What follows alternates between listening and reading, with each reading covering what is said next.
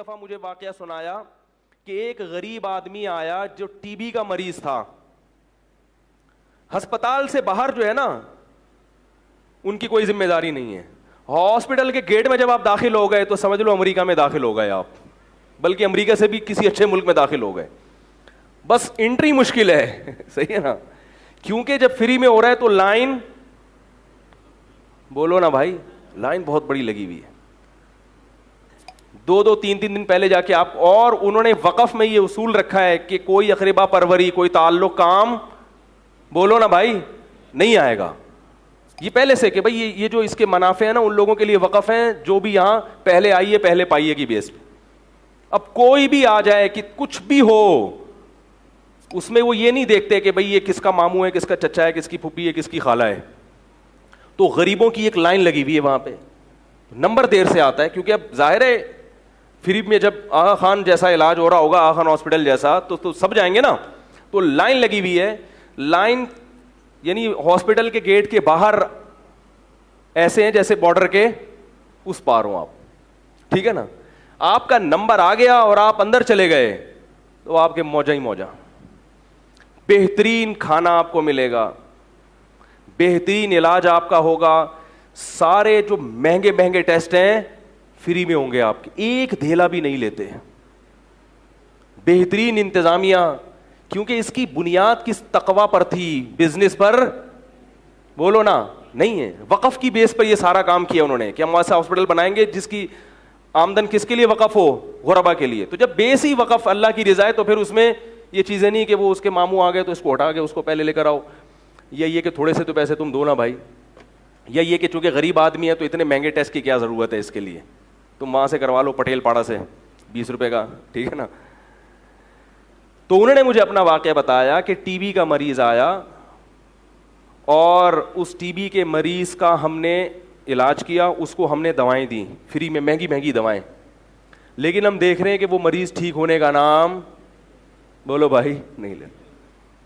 ہم نے پوچھا کہ کیا پرابلم ہے, پتہ یہ چلا کہ اس کے گھر میں کھانے کے لیے روٹی نہیں ہے, یہ یہاں سے دوائیں لے جا کے دکان پہ بیچ کے پیسے لیتا ہے اور گھر کے لیے راشن خریدتا ہے.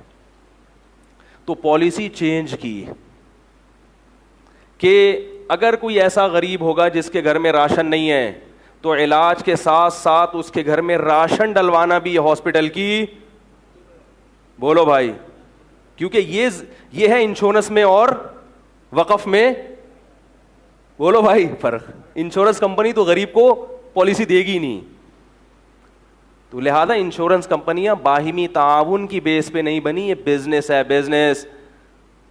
اور تعاون کی بیس پر یا وقف کی بیس پر اس قسم کے جو ہاسپٹل ہیں وہ ہیں جو جتنا زیادہ غریب ہے وہ اتنا ہی زیادہ فائدہ اٹھا رہا ہے.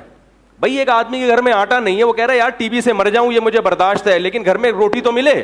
تحقیق کرتے ہیں پہلے, ایسے نہیں کہ جو بھی پتہ چلا آدھے نمازی پہنچ گئے وہاں پہ ہے بھائی, ٹھیک ہے, معذرت ایسا تو آپ لوگ نہیں ہے لیکن ایک مثال دے رہا ہوں. تو تحقیق کی, بھائی واقعی اس کے گھر میں روٹی نہیں ہے, تو ظاہر ہے ہمارا مقصد کیا ہے, اس کا علاج کرنا.